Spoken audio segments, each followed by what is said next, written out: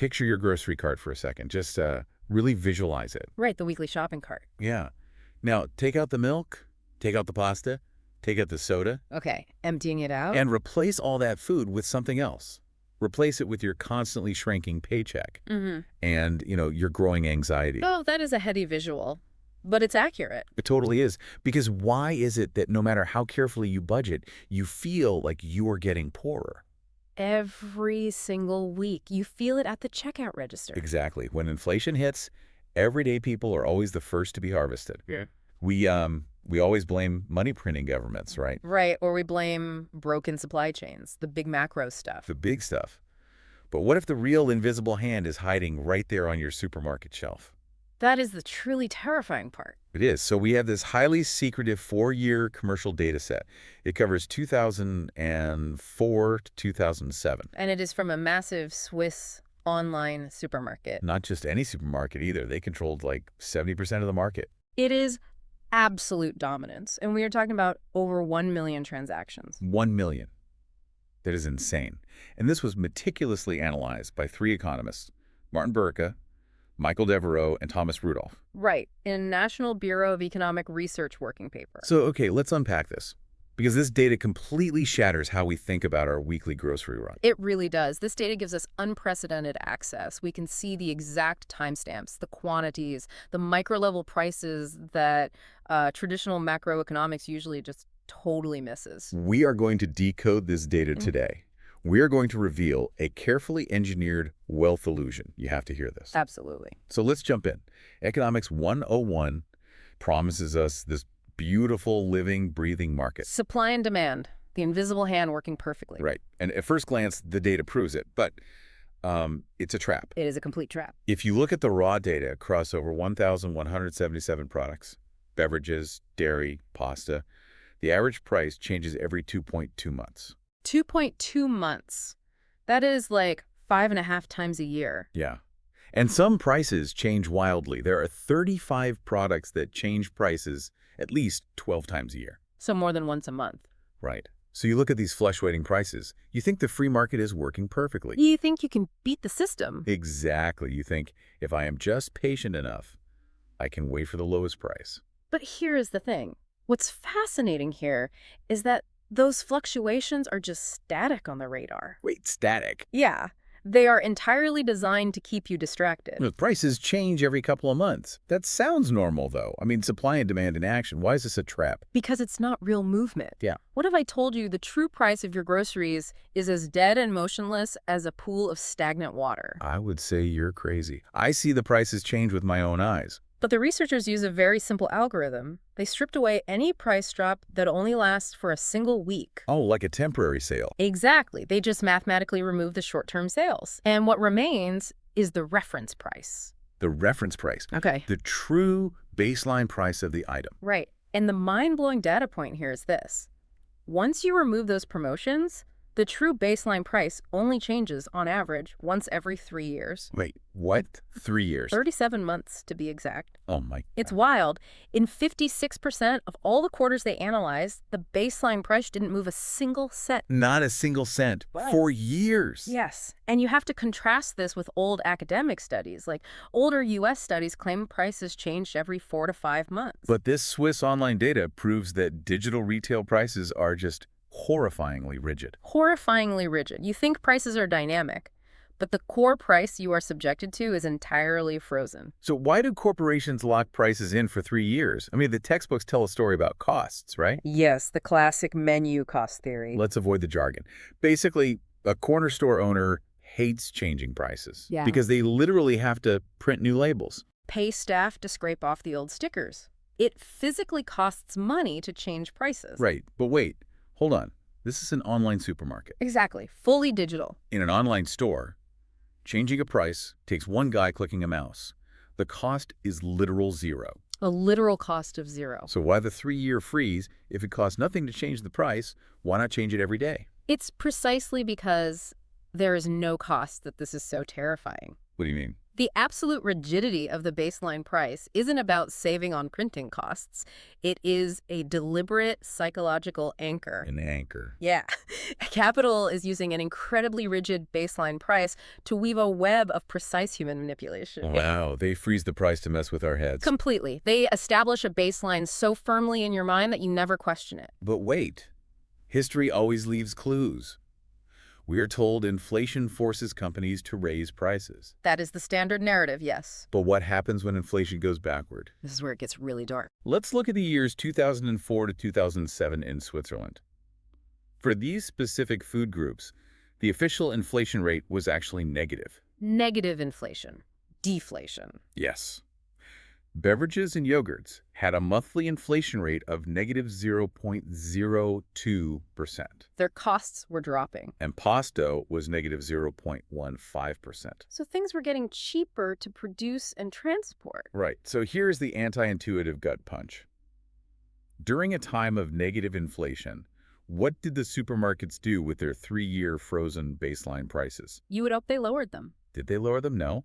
Over 60% of all baseline price changes were price hikes. Price hikes during negative inflation. It is an absolute disconnect between reality and retail. Costs were going down, but the secret baseline prices were steadily, quietly climbing. This is where the invisible exploitation of the consumer begins. They're just pocketing the difference. And they hide it with the fake price changes. Remember how often the prices change? Right, the 2.2 months thing? Well, if a supermarket changes the price of an item every week, they must just be making tiny little penny-pinching adjustments, right? That's what you would assume, just tweaking it for minor supply issues. Wrong. The data reveals a totally anti-intuitive, face-slapping conclusion here. Tell me.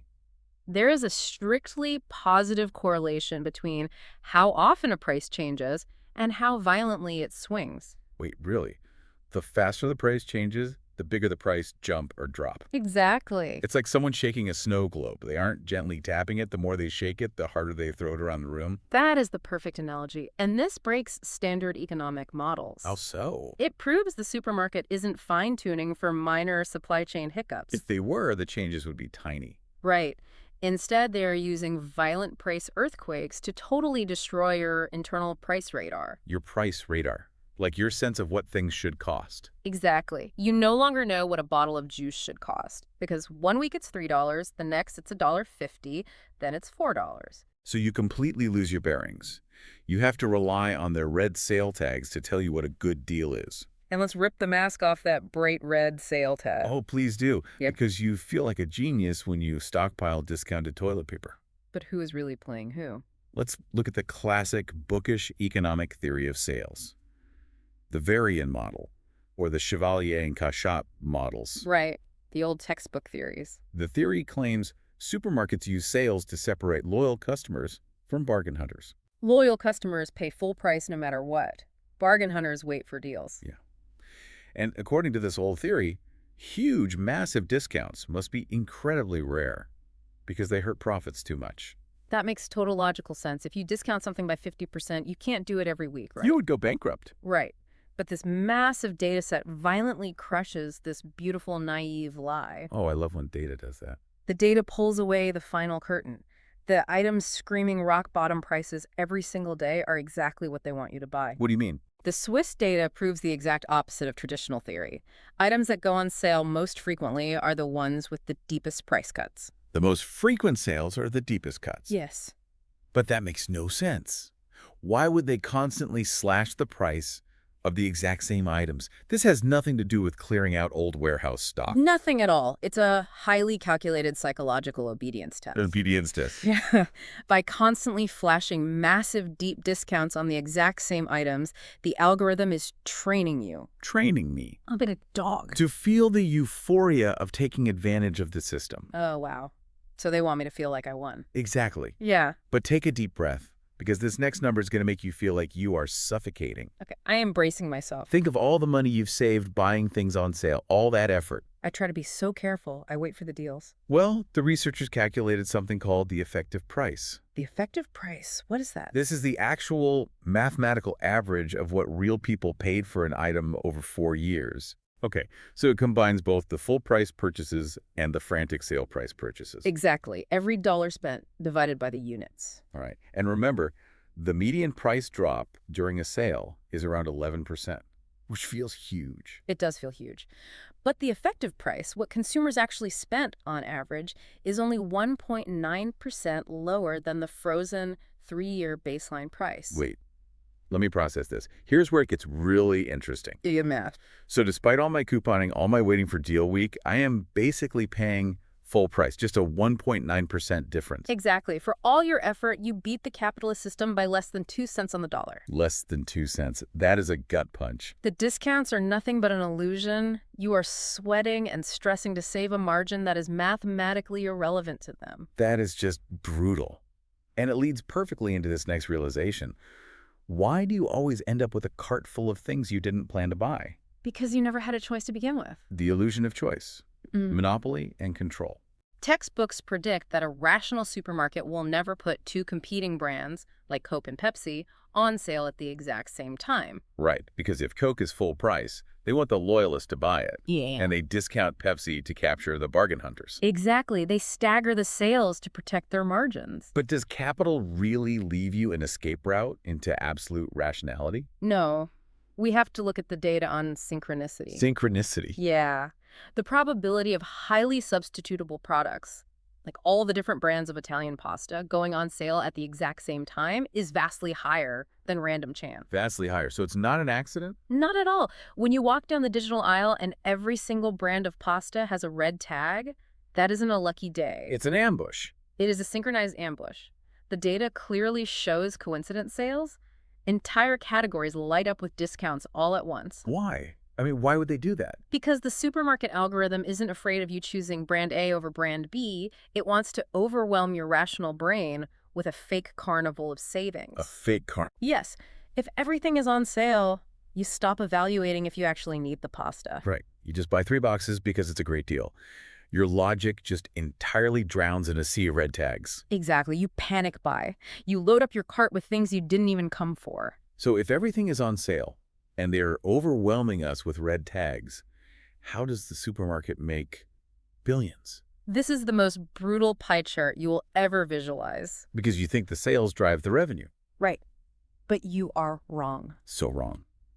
The data proves that 81% of all items sold and 83% of all supermarket revenue happens when the product is sitting at its absolute highest unmoving 3-year baseline price. 83% of their revenue? So the sale is just bait. The discount is a tiny sliver of their business just to drag me through the front doors. Exactly. If we connect this to the bigger picture, the maze is perfectly designed. Perfectly designed. They let you win on 17% of your purchases. To give you that tiny hit of dopamine. So you completely ignore that you are getting taken to the cleaners on the other 83%. Because I'm so excited about saving 40 cents on pasta, I am mindlessly throwing full-price milk and full-price eggs into my cart. You applaud your own exploitation. This isn't just a story about a Swiss supermarket selling yogurt. No, it's not. This is the ultimate metaphor for how modern wealth is siphoned from the working class. Because when an algorithm knows your impulses better than you do, the free market ceases to exist. The extreme dead-water rigidity of the baseline price acts as an impenetrable fortress protecting corporate profit margins. Supply and demand is now a single-player game. The giant data hubs set the rules. They set the baseline. And they perfectly calculate exactly how many red tags it takes to make you empty your wallet while smiling. This is the highest form of power and data exploitation. It really is. Mathematical extraction. So let's summarize this journey. You aren't getting poorer because you are bad at math. No, you are not. You are getting poorer because you are playing against a casino that says prices in stone for 3 years. A casino that raises prices during negative inflation. And blinds you with flashing 1.9% discount illusions. History works in endless spirals. It really does. Look at the ancient Roman Empire. The patricians kept the masses docile with free bread and circuses. Keep them fed just enough. Keep them distracted with spectacles. Today, we don't have bread lines. We have algorithms dictating digital price tags. Keeping us distracted with the illusion of a bargain. Technology advances, but the silent upward flow of wealth remains exactly the same. It is the exact same structure. So the question you have to ask yourself next time you see a buy one, get one free sign is this. Are we just serfs in a digital Roman Empire applauding our own exploitation? Think about that. Thank you so much for joining us on this deep dive. Stay curious, question the baseline, and keep your eyes wide open next time you fill your cart.